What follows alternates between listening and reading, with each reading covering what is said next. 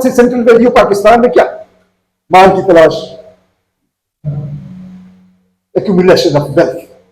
یہ ملک جو ہمارا ملک ہے، جس میں ہم انسانی اقدار اور اعلیٰ اسلامی اقدار اور تہذیب کے علم بردار بننے کے دعوے دار ہیں، اس ملک میں اندر مرکزی قدر جس کو ہم پرسو کرتے ہیں وہ مال ہے.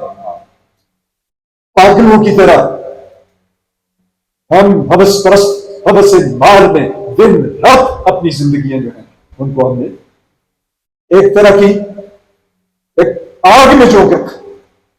علم اور طاقت اور پروفٹ کو اس نے آپس میں جوڑ دیا. Power and profit are the only two motives which are driving contemporary societies east-west. Does it matter?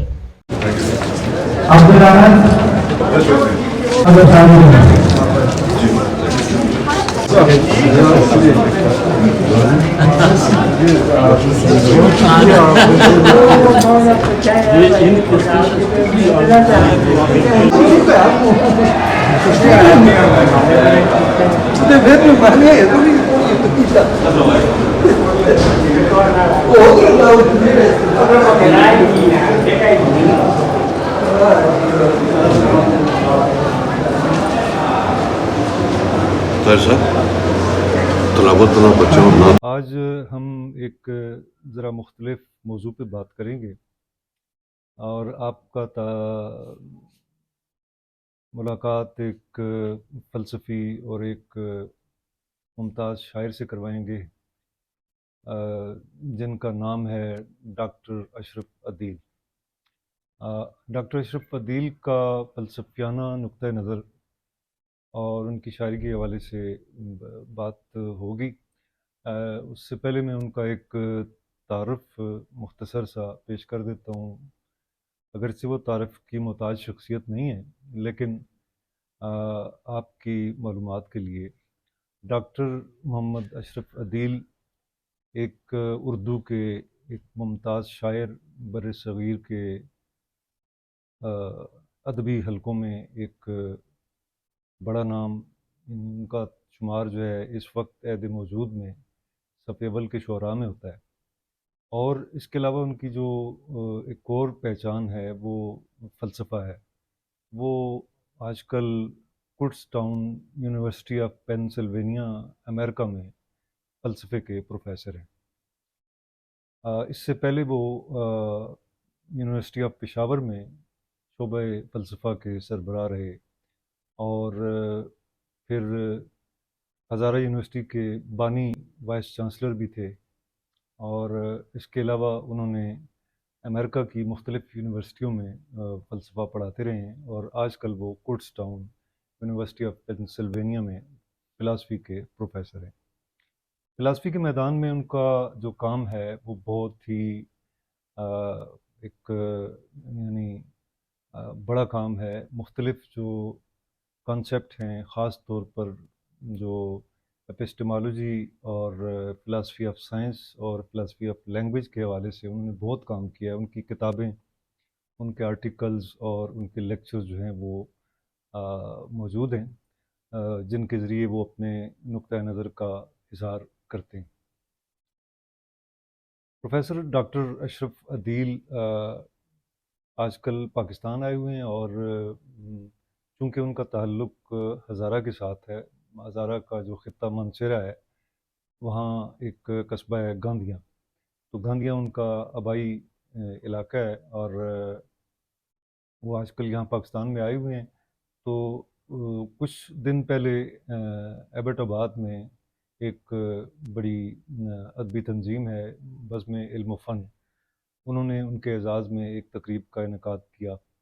اور پھر اس کے بعد 2 دن پہلے ایبٹ آباد میں ہی ہزارہ عباسین آرٹس کونسل ایبٹ آباد نے ان کے اعزاز میں ایک شام کا انعقاد کیا. اور ان تقاریب میں ڈاکٹر اشرف عدیل نے اپنے خیالات کا اظہار کیا، اور اپنا جو ان کا نقطہ نظر ہے سائنس کے، فلاسفی کے اور ادب کے حوالے سے وہ پیش کیا، اور اس سے لوگوں نے بھرپور استفادہ کیا.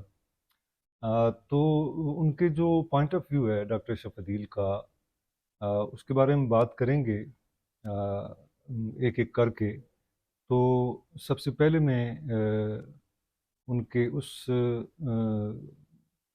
پوائنٹ آف ویو پر بات کروں گا کہ جس کا اظہار انہوں نے ایبٹ آباد میں جو تقریب منعقد ہوئی تھی اس میں کیا تھا، اور اس کا جو لب لباب تھا وہ یہ تھا کہ جب تک علم اور ادب کو آپس میں ملایا نہیں جاتا اس وقت تک ترقی اور انصاف جو ہے وہ ممکن نہیں ہے۔ سماج کے اندر ترقی کا جو تصور ہے اور انصاف کا، عدل و انصاف کا جو تصور ہے وہ ممکن نہیں ہے اس وقت تک جب تک کہ ادب اور علم کو، یعنی سائنس اور ادب کو آپس میں ملایا نہیں جاتا، ان کے ملاپ۔ اور ساتھ ہی انہوں نے یہ بھی ارشاد فرمایا تھا کہ اس وقت مغرب میں جو ہمیں ترقی نظر آتی ہے اس کی بنیاد اسی حقیقت پر ہے کہ وہاں پر ادب اور سائنس کو یا علم اور ادب کو آپس میں ان کا ملاپ جو ہے وہ وہاں پر وہی بنیاد ہے اس کی، مغرب کی ترقی کی۔ تو یہ اگر ایسا نہیں ہوتا، یعنی ان کے خیال میں ان کا نقطہ نظر یہ ہے کہ اگر علم اور ادب کا ملاپ نہیں ہوتا یا اس کے لیے کوئی انتظام نہیں کیا جاتا، اس کے لیے کوشش نہیں کی جاتی، یا کم از کم اس پر یقین نہیں رکھا جاتا، تو پھر یہ صورتحال جو ہے اس کو انہوں نے ایک علمیاتی اور جمالیاتی ظلم قرار دیا ہے۔ یعنی یہ ظاہر ظلم ظاہر انسانوں پر ہوتا ہے، تو جب تک علم اور ادب جو ہیں وہ سیپریٹ رہتے ہیں اپنے اپنے خانوں میں، تو یہ ایک ظلم ہے، اس لیے کہ ان کی جو افادیت ہے اور ان کی جو علم کی افادیت اور ادب کی افادیت اور ان کا جو امپیکٹ ہوتا ہے سوسائٹی کے اوپر، وہ جو ہے وہ پھر یقینی نہیں ہوتا۔ تو وہ ایک تفریح کی حد تک یا ایک انفرادی سرگرمی کی حد تک تو ٹھیک ہے، لیکن سماج جو ہے اس سے کوئی فائدہ نہیں اٹھا سکتا۔ لوگ، انسان جن کے لیے ادب کریٹ کیا جاتا ہے اور اسی طرح علم، مجھے خوشی ہوتی ہے اس بات کی کہ آج سے تقریباً 1 سال پہلے جو میں نے جب ویلاگ کا یہ سلسلہ شروع کیا تھا، تو اس وقت میرا جو پہلا ویلاگ تھا وہ تقریباً اسی موضوع پر تھا۔ اس میں اس کا جو عنوان تھا وہ سماجی انتشار تھا، اور سب ہیڈنگ اس کی یہ تھی کہ سماجی اور فطری علوم میں عدم توازن۔ اس میں میرا موقف بھی یہی تھا کہ جب تک نیچرل سائنسز اور سوشل سائنسز کے درمیان ایک توازن قائم نہیں کیا جا سکتا اس وقت تک جو ہے ترقی ممکن نہیں ہے۔ ڈاکٹر صاحب نے جو بات کی، ڈاکٹر اشرف عدیل صاحب نے، انہوں نے ایک بڑے ایک کنسیپٹ کے ساتھ وہ علم اور ادب کی بات کی ایک بڑے دائرے میں۔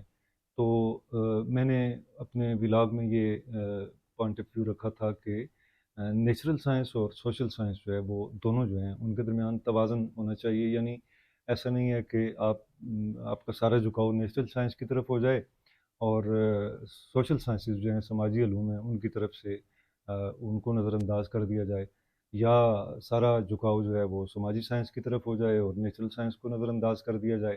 تو یہ دونوں جو ہیں یہ رویے ٹھیک نہیں ہیں۔ تو جب تک ان کے درمیان توازن نہیں قائم کیا جاتا، یہی بات ڈاکٹر صاحب نے اپنے جو تقریر تھی اس میں یہی موقف ان کا سامنے آیا کہ علم اور ادب کے ملاپ کے نتیجے میں ہم ترقی اور انصاف کی توقع کر سکتے ہیں، ورنہ ایک ویسے بھی اگر علم اپنے خانے میں ہوگا، ادب اپنے خانے میں ہوگا، سماجی علوم کا خانہ الگ ہوگا، اور جو فطری علوم ہیں ان کو آپ اس سے، ان سب سے جدا رکھیں گے، تو یہ ایک انارکی کی صورتحال پیدا ہوتی ہے۔ اور انارکی کی صورتحال جو ہوتی ہے وہ سماجی انارکی ہو یا وہ سیاسی انارکی ہو یا وہ فکری انارکی ہو تو وہ ایک نقصان دہ صورتحال ہوتی ہے۔ تو یہ ڈاکٹر صاحب نے اس میں یہ پیش کیا تھا۔ اور ڈاکٹر صاحب، ڈاکٹر اشرف عدیل کی حال ہی میں ایک کتاب بھی شائع ہو چکی ہے، وہ انڈر ڈٹرمنیشن کا ایک کنسیپٹ ہے فلاسفی آف سائنس کے اندر، اسی کے تسلسل میں ایک ان کا اپنا جو کنسیپٹ انہوں نے پیش کیا ہے اپنی کتاب میں، وہ یہ ہے کہ how to deal with different world views if they are based on same evidence۔ تو یہ فلاسفی آف سائنس میں یہ جو کنسیپٹ ہے انڈر ڈٹرمنیشن کا، یہ بڑا ہی یونیک کنسیپٹ ہے، اور اس نے جو فلاسفی آف سائنس جو لاجیکل پازیٹیوزم کے ایک اس کا تسلسل ہے، اس میں جو پہلے ایک تصور تھا وہ یہ تھا کہ سائنس جو ہے، نیچرل سائنس کی بات ہم کر رہے ہیں، سائنس کسی بھی پرابلم کا یا کسی بھی کنسیپٹ کو یا کسی بھی حقیقت کا ایک یونیک جو ہے سلوشن دیتی ہے اور ریشنل سلوشن دیتی ہے، جبکہ انڈر ڈٹرمنیشن کا جو کنسیپٹ ہے اس کے مطابق وہ یونیکنیس نہیں ہے، یعنی آپ کے جو ڈفرینٹ ورلڈ ویوز ہو سکتے ہیں، اور اگر وہ سارے جو ہیں وہ ایک ہی ایویڈنس کے اوپر قائم ہوں تو ڈفرینٹ ورلڈ ویوز ہو سکتے ہیں، اس میں جو ہے وہ ایک ڈائیورسٹی ممکن ہے۔ یہ ڈاکٹر صاحب کی، اشرف عدیل صاحب کی کتاب جو ہے یہ حال ہی میں شائع ہوئی ہے۔ اس کے علاوہ انہوں نے بہت سا کام کیا فلاسفی کے اندر، ان کے ریسرچ پیپرز، ان کے آرٹیکلز اور ان کے لیکچرز جو ہیں وہ موجود ہیں۔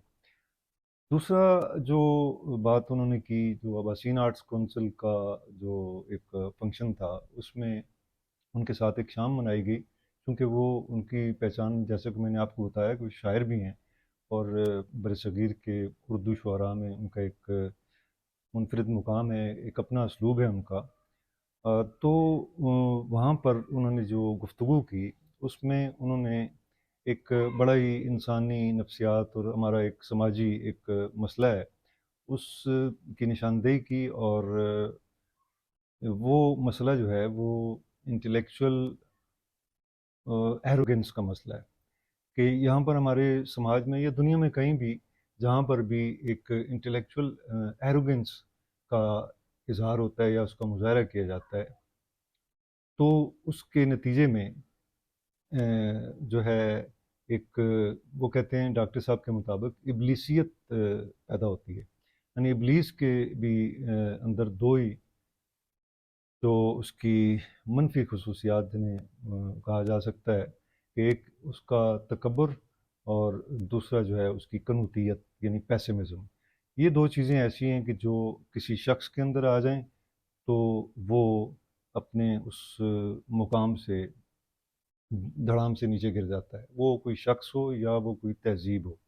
اگر تہذیب کے اندر بھی کنوتیت اور تکبر کا ایلیمنٹ جو ہے وہ پریویل کرے، یا کسی شخص کی شخصیت میں ایروگنس، انٹلیکچوئل ایروگنس اور پیسمزم جو ہے وہ داخل ہو جائے یا وہ اس کا حصہ ہو جائے، تو وہ زوال پذیر ہو جاتا ہے، وہ نیچے سے دھڑام سے نیچے گر جاتا ہے۔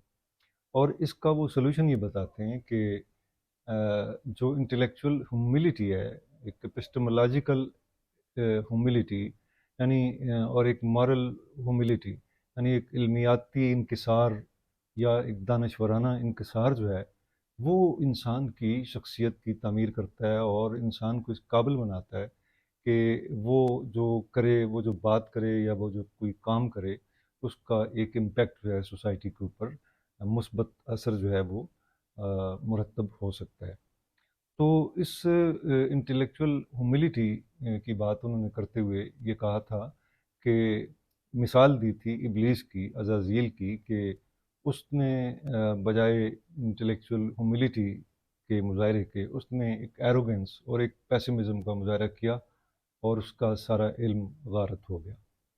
تو یہ ان کا نقطہ نظر تھا جو ہمارے سامنے انہوں نے پیش کیا، اور لوگوں نے بہت اس کی پذیرائی کی اور بہت استفادہ کیا، کیونکہ یہ وہ پہلو ہے جس پر بہت کم بات کی جاتی ہے۔ اور چونکہ ڈاکٹر اشرف عدیل ایک بڑے فلسفی ہیں، ایک مفکر ہیں بنیادی طور پر، تو انہوں نے ایک ایسا پہلو جو ہے انسانی رویوں کا اور سماجی رویے کا، ایک ایسا پہلو جو ہے وہ سامنے رکھا کہ جس کی طرف لوگوں کی توجہ کم ہوتی ہے اور اس بارے میں سوچا نہیں جاتا۔ اب جب ان کی گفتگو لوگوں نے سنی تو یہ ایک کنسیپٹ جو ہے وہ لوگوں کے ذہن میں آ گیا، اور اب اس کا فائدہ یہ ہوگا کہ لوگ جو ہیں کوشش کریں گے اپنی انفرادی سطح پر بھی اور سماجی اور تہذیبی سطح پر بھی، کہ یہ جو عناصر ہیں، یعنی ایروگنس کے، تکبر کے اور پیسمزم کے، کنوتیت کے، یہ ان کا جو دخل ہے وہ انسان کی شخصیت کے اندر یا تہذیب کے اندر یا سماج کے اندر اس دخل اندازی کو روکنے کی کوشش کی جائے گی، تاکہ اس سے ہمیں مطلوبہ نتائج جو ہیں وہ حاصل ہو سکیں. اور وہ مطلوبہ نتائج یہی ہیں کہ انسان جو ہے وہ بجائے اپنی بات کو عرف آخر سمجھنے کے، انہوں نے ایک اور ٹرم بھی استعمال کی کہ مارل سیلف رائٹیسنیس، کہ جب انسان مارل سیلف رائٹیسنیس کا شکار ہو جاتا ہے، اس کا مطلب یہ ہے کہ جب وہ یہ سمجھتا ہے کہ وہ عقل کل ہے یا اس کی بات حرف آخر ہے، اور دوسرے لوگ جو ہیں وہ ان کی کوئی حیثیت نہیں ہے ان کی بات کی یا ان کی گفتگو کی یا ان کے جو رویے ہیں ان کی، تو یہ ایک بہت ہی نقصان دہ عمل ہوتا ہے جو انسان کی اپنی جو صلاحیتیں ہیں انسان کو وہ بھانج بنا دیتا ہے. یہ جو سیلف رائٹیسنیس ہے، اس کا جو احساس ہے وہ انسان کے اندر بھانج پن پیدا کرتا ہے. اور انسان کو جو چیز مفید بناتی ہے وہ کیا ہے؟ وہ یہ ہے کہ اپنی بات کو بجائے اس کے کہ حرف آخر سمجھا جائے اور دوسروں کی بات کو لیٹ ڈاؤن کیا جائے یا انڈر اسٹیمیٹ کیا جائے، تو بجائے اس کے دوسروں کی جو نقطہ نظر ہے اس کو بھی اہمیت دی جائے. انہوں نے سقراط کا حوالہ بھی دیا تھا اپنی گفتگو میں، اور انہوں نے سقراط کے حوالے سے یہ کہا تھا کہ سقراط نے یہ کہا تھا کہ میں جانتا ہوں کہ میں کچھ نہیں جانتا.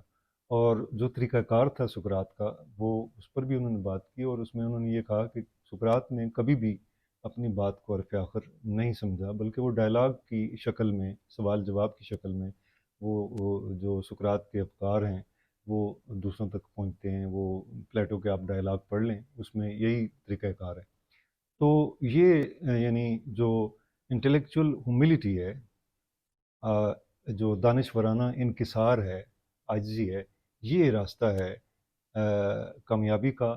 کہ اگر آپ یہ چاہتے ہیں کہ آپ کے افکار اور آپ کے اعمال جو ہیں وہ ایک درست سمت میں، اور وہ سمت یہ ہے کہ جس میں چل کر ہم ترقی کے جو ہیں وہ راستے ہموار کر سکیں، اور عدل اور انصاف کے راستے ہموار کر سکیں، اور انسانی تہذیب کی جو فروغ ہے اس میں اپنا کردار ادا کر سکیں، تو اس کا راستہ یہ ہے، اس کے لیے طریقہ کار جو ہے وہ یہ ہے کہ ہم انٹلیکچول ہیوملٹی، ایپسٹیمولوجیکل ہیوملٹی اور مارل ہیوملٹی کا اور ایستھیٹک ہیوملٹی کا، یعنی علمیاتی انکسار، دانشورانہ انکسار اور جمالیاتی انکسار کا مظاہرہ کرتے ہوئے اپنی بات کریں، اور جو کچھ ہم نے عمل کرنا ہوتا ہے وہ عمل کریں.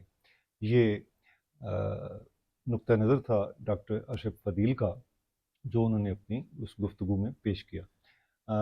یہ ان کی تقریر کا ایک حصہ ہم آپ کو ابھی سناتے ہیں، اور اس سے آپ کو آسانی ہوگی ان کے افکار اور ان کے جو پوائنٹ آف ویو ہے اس کو سمجھنے میں. پھر اس کے بعد چونکہ میں نے جیسے کہا کہ وہ ایک بڑے شاعر بھی ہیں، اور ان کے 2 مجموعہ کلام ابھی تک شائع ہو چکے ہیں، ہوا کے ہاتھ خالی ہیں اور سمندر رقص کرتا ہے. تو انہوں نے اپنی اسی کتاب ہوا کے ہاتھ خالی ہیں اس سے ایک نظم بھی سنائی. وہ نظم بھی ہم آپ کو سناتے ہیں اور ان کی تقریر بھی سنیں، اور جو ان کی پوائنٹ آف ویو ہے، مجھے امید ہے کہ آپ جب ان کی یہ اسپیچ کا جو کچھ حصہ ہم آپ کو دکھا رہے ہیں وہ سنیں گے تو آپ کو آسانی ہوگی ان کا نقطہ نظر سمجھنے میں.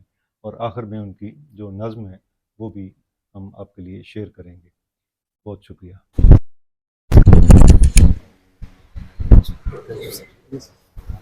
بہت شکریہ دوستو.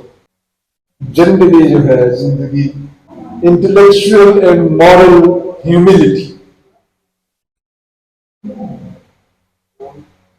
انٹلیکچوئل اینڈ مورل ہیوملٹی انسان کے اندر جو علم حاصل کرنے کی کیپیسٹی ہے اس کی بنیاد ہے.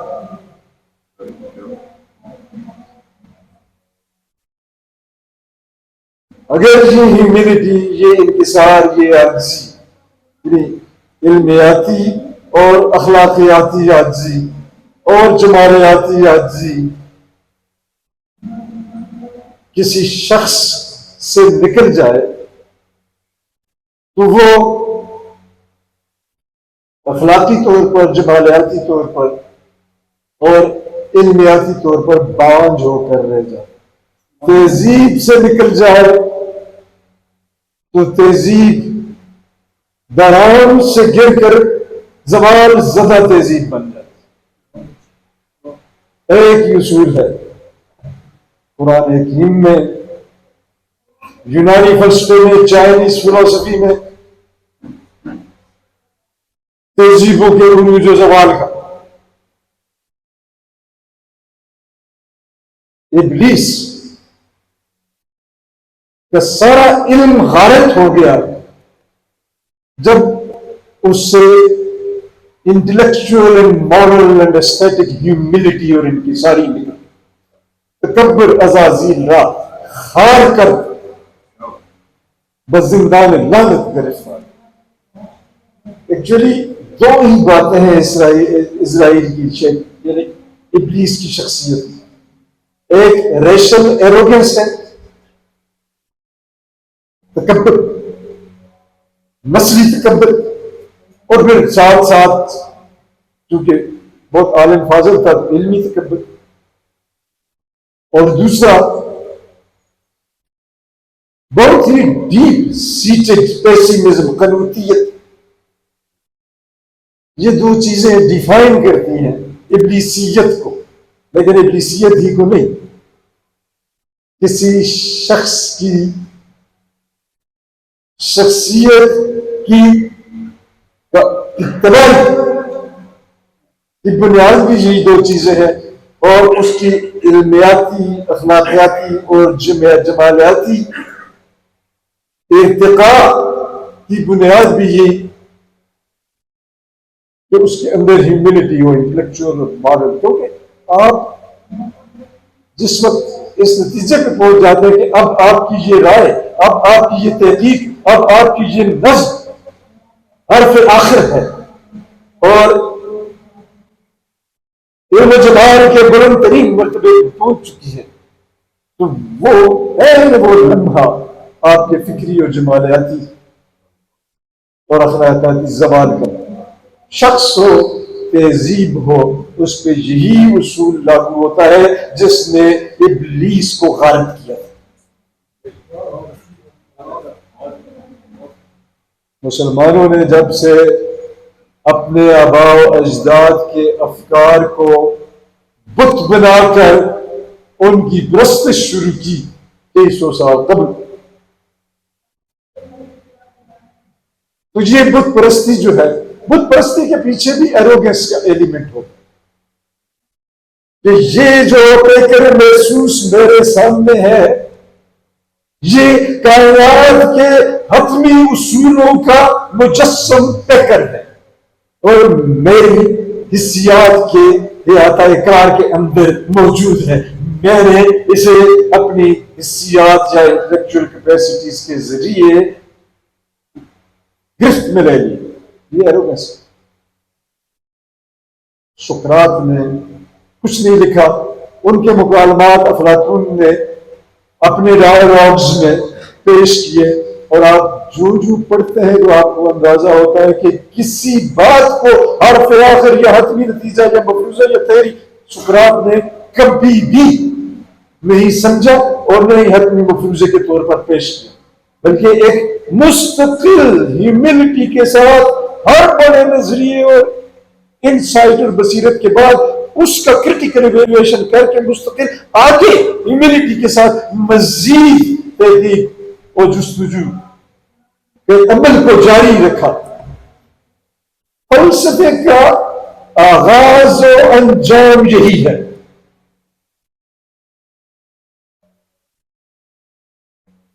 مورلی ایک انسان جب مورل رائٹیسنس کا شکار ہوتا ہے، مورل رائٹیسنس یعنی کہ میں اخلاقی طور پر یا اسپرچولی درست ہوں اور دوسرا شخص جو ہے وہ کم تر ہے اور غیر درست ہے اور اسے میرا تابع ہونا چاہیے. یہ مورل سیلف رائٹیسنس جو ہے یہ انسان کے اندر سے اپنے اعمال کو درست طریقے سے ایویلویٹ کرنے کی کیپیسٹی کو ختم کرتا ہے. جو میرے ایک کی ٹریجڈی ہے وہ یہ ہے کہ انسان مشرق و مغرب میں اس انکساری اور ہیوملٹی سے نکل گیا ہے اور علم اور طاقت اور پروفٹ کو اس نے آپس میں جوڑ دیا. Power and profit are the only two motives which are driving contemporary societies east-west. Does it matter? Power and profit are the only two motives which are driving contemporary societies and civilizations. یہ ملک جو ہمارا ملک ہے جس میں ہم انسانی اقدار اور اعلیٰ اسلامی اقدار اور تہذیب کے علم بردار بننے کے دعوے دار ہیں، اس ملک میں اندر مرکزی قدر جس کو ہم پرسو کرتے ہیں وہ مال ہے. پاگلوں کی طرح ہم ہوس پرست ہوس مال میں دن رات اپنی زندگیاں جو ہیں ان کو ہم نے ایک طرح کی ایک آگ میں جھونک رکھا. سب سے سینٹرل ویلیو پاکستان میں کیا؟ مال کی تلاش، ایکومولیشن آف ویلتھ. امریکہ میں کیا؟ Accumulation of wealth. یورپ میں کیا؟ Accumulation of wealth.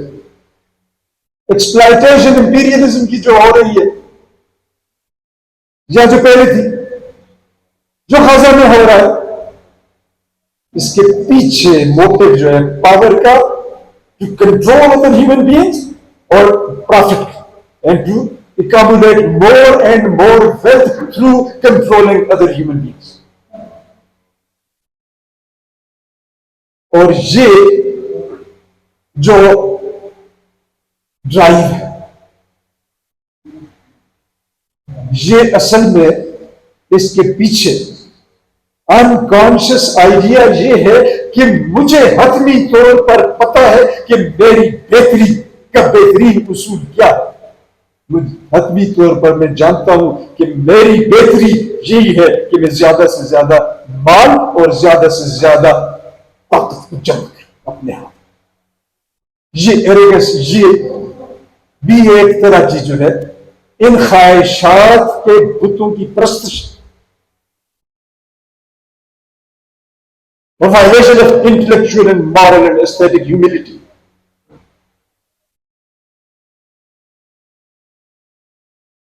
تو اس لیے پاؤں زمین پر رکھ کر چلنا چاہیے اور اپنے تمام اعمال، اپنی تمام سوچوں، اپنے تمام فیصلوں، اپنی تمام اچیومنٹ کو تنقیدی نظر سے دیکھیں اور یہ دیکھیں کہ اس میں کمیاں کہاں ہیں. دوسرے لوگوں کی خامیوں پہ ہماری نظر رہتی ہے. ہم میں سے اکثر و بیشتر لوگ یہ سمجھتے ہیں کہ ہماری رائے، ہمارا عمل، ہماری سوچ تو غلط ہو ہی نہیں سکتی. غلط کو یہ سامنے والا آدمی، یہ بہت بڑی ایروگنس ہے، اس سے یہ بہت بڑا تکبر اور یہ آپ کی شخصیت کو زمین بوس کر دیتا ہے. ہاں آپ بازار کھڑے ہی کیوں نہ، یہ تہذیبوں کی شخصیت کو زمین بوس کر دیتا ہے. ہاں آپ بازار کھڑے ہی کیوں نہ. مغربی تہذیب کے آفاقی اقدار کو اس نے غزہ میں زمین بوس کر کے رکھا.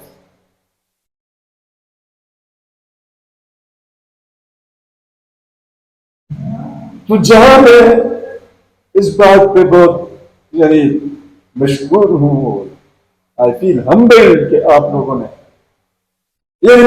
میں جیسے ناچیز کے لیے آپ جہاں جمع ہوں اور میری باتیں کریں گی، بہت ہی بہت زیادہ گریشیسنس جسے کہتے ہیں نا، بہت بڑا دل، یہ بڑی آپ کی گریشیسنس ہے، اس کے لیے میں بہت مشکور ہوں. وہاں میں یہ بھی چاہتا ہوں کہ میرے بھی اور ہم سب کے اور ہماری تہذیب، ہمارے ملک اور انسانی تہذیبوں کے پاؤں زمین پر رہیں. سقراط نے یہ کہا تھا کہ I know one thing and that is that I know nothing.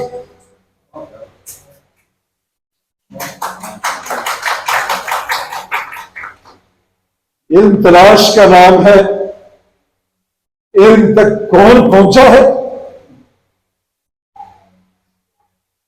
یہ ایک اوپن کوشچن۔ گائے گائے بزرگ کہتے ہیں کہ آپ کو ایک گلمس مل جاتا ہے،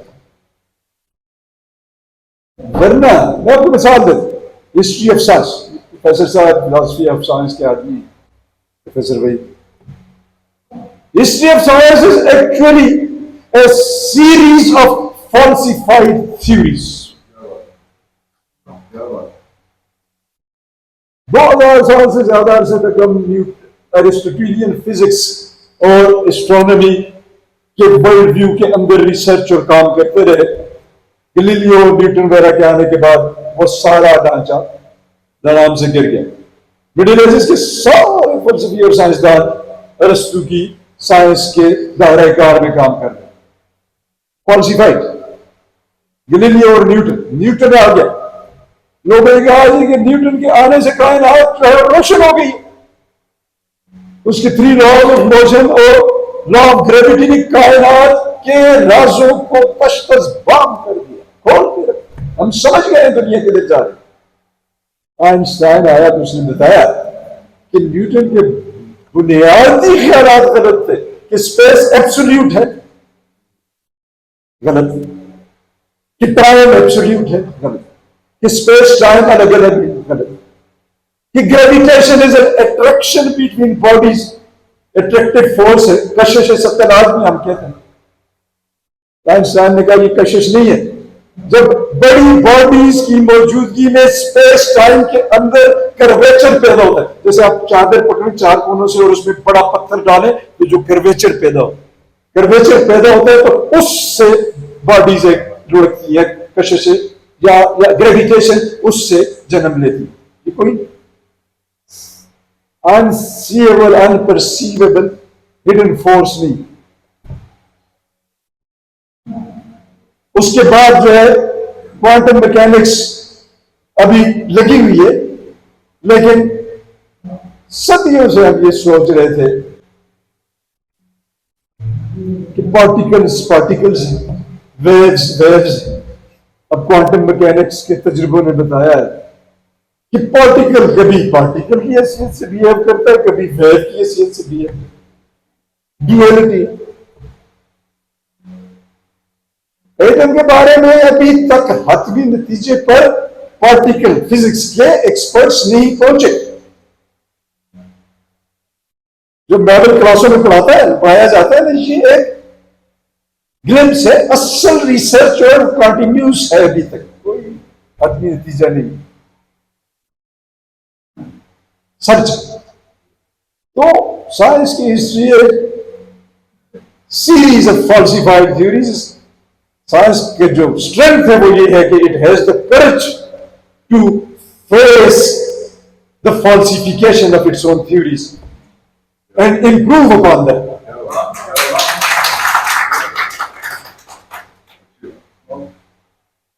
لیکن کہیں کوئی یہ کہہ دے کہ جنہیں مجھے اپنی طور پر پتہ چل گیا ہے کہ کائنات کے راز کیا ہے، تو یہ بات جو ہے یہ اس انٹلیکچوئل ہیومینٹی کی وائلیشن ہے جس کے بغیر آپ علم کی تلاش کو جاری ہی نہیں رکھ سکتے۔ لیکن 100 باتوں کی ایک بات، میں جو ہے آپ کے پاس صرف یہ خیال چھوڑنا کے جانا چاہتا ہوں کہ ایروگنس، تکبر اور قنوطیت، مایوسی خدا کی رحمت سے یا اپنی ذات سے، یہ 2 چیزیں جو ہیں یہ فرد کا بھی زوال ہے، معاشرے کا بھی، تہذیب کا بھی، اور انسانیت کے اعلیٰ آفاقی اقدار کا بھی۔ ان سے بچیں، اور میرے لیے دعا کریں کہ میں بھی ان سے بچا رہوں۔ سرچ ہے، تلاش، سقراط اور افلاطون اور کنفیوشس اور بدھا اس تلاش کا حصہ تھے۔ قرآن حکیم نے ہمیں اسی تلاش کی راہ پہ ڈالا، پیغمبر پاک کی صلی اللہ علیہ وآلہ وسلم کی وحی کے تفے۔ اس تلاش کو انکساری کے ساتھ جاری و ساری رکھنا یہ انسانیت کا فریضہ اور امپورٹنٹ فریضہ ہے. اس کے علاوہ وہ ابن شاہ کا شعر ہے کہ اس کے سوا ہم کچھ بھی نہ پوچھیں باقی بات فضول میاں. یہ تو کہو کہ بھی عشق کیا ہے جگ میں ہوئے ہو رسوا بھی, اس کے سوا ہم کچھ بھی نہ پوچھیں باقی بات فضول میاں. یہ عشق جو ہے نا یہ کمٹمنٹ کا نام ہے, اور کمٹمنٹ جو ہے وہ اس انٹلیکچوئل ہیوملٹی کی سینٹرل ویلیو کے ساتھ ہو تو آپ کا جو میکانزم ہے, نوئنگ میکانزم, پرسپچوئل اور ریشنل میکانزم, وہ کام کرتا ہے. اور اگر کمٹمنٹ اس ہیوملٹی کے ساتھ نہ ہو تو آپ کی جو آنکھیں ہیں چیزیں سامنے پڑی ہوں گی آپ کو نظر نہیں.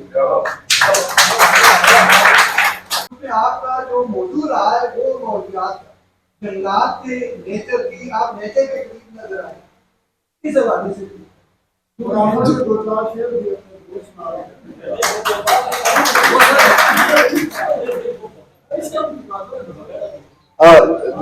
ضرور میں سناؤں گا. اچھا پہلے تو یہ کہ میں جو ہے آپ چونکہ فلسفے کا طالب علم ہوں, آپ کے سوال کے جواب تو فلسفے کی تاریخ میں سب سے اہم کتب جو ہیں وہ افلاطون کی, وہ سارے مکالمات ڈائلاگس. تو انسانی فکر کو پریزنٹ کرنے کا اور اس کے یعنی اس کی روانی اور کرٹیکل جوہر کو سامنے لانے کا ڈائلاگ سے بہتر ذریعہ اور کوئی نہیں. اور ڈائلاگ جو ہے وہ ڈرامہ کی روح, اور اس روح میں جان جو ہے وہ ہمارے فنکار ڈال. تو یہی خواہش تھی کہ بھائی کوئی فکری بات جو ہے وہ ڈائلاگس کے تھرو, اس کے پیچھے موٹیو یہ تھا. ماحولیات جو ہے وہ تو ابھی